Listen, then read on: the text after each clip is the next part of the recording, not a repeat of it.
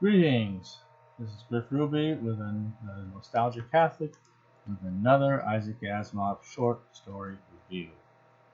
And not just that it's his magazine, but when something by him appears in it, put his name on there and say what it is. Actually, as it turns out, there's two, maybe three appearances of Isaac Asimov in this magazine.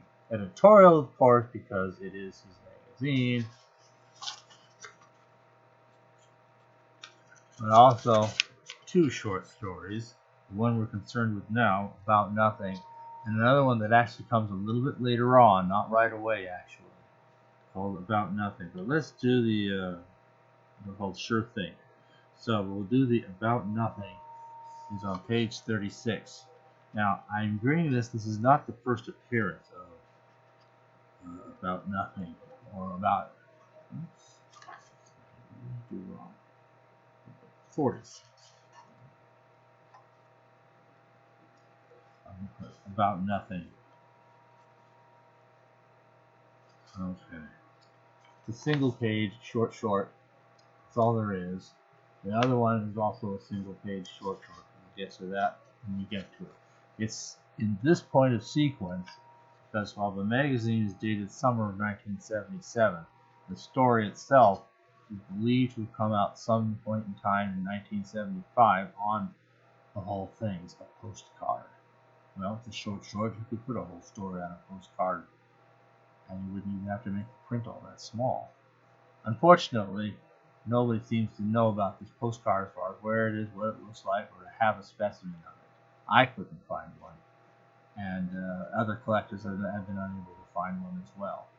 But it is claimed that this story first came out on a postcard.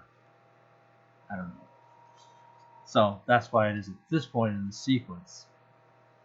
And it's a very short story, and let's read the blurb. I'll read that. It says, in the course of introducing a short story, Quarantine in our first issue, well, we'll go back to that one here later on, Arthur C. Clarke, that's Arthur C. Clarke, cautiously claimed that he could make worse puns than our Dr. Asimov.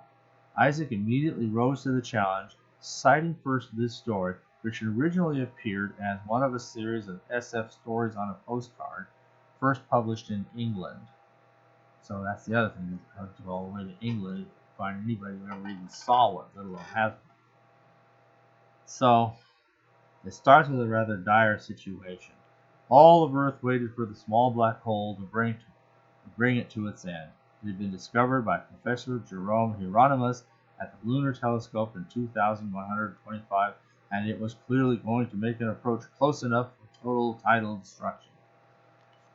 I read an interesting article about black holes, and it kind of indicated that even if you had a black hole the size of a very tiny grain of sand, if you just had it in your room, the gravitational forces from that would just pull you to pieces and suck you in immediately. And that would be that. If anything, the singularity function is a whole lot worse with a tiny dot than one that would be the size of, say, the whole universe, or even just the size of the galaxy. A black hole the size of a dot is certainly, you could say pound for pound, if you will, measurement for measurement, far more dangerous, vastly more dangerous. It would tear you to pieces. So this could be something of that sort, or at least looks like it. And the world is panicking. And, well, there's a phrase based on a Shakespearean title play called Much Ado About Nothing. But there's a pun on that. I won't spoil the pun. It's a cute little thing, and I think it's probably been collected somewhere. I'm not remembering off the top of my head. One of those collections of his. Maybe Winds of Change, or I feel bad, I should have had this prepared. Anyway, it's a teeny tiny short story.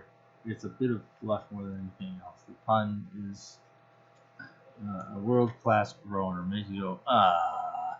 you know, and he's shown he could do puns.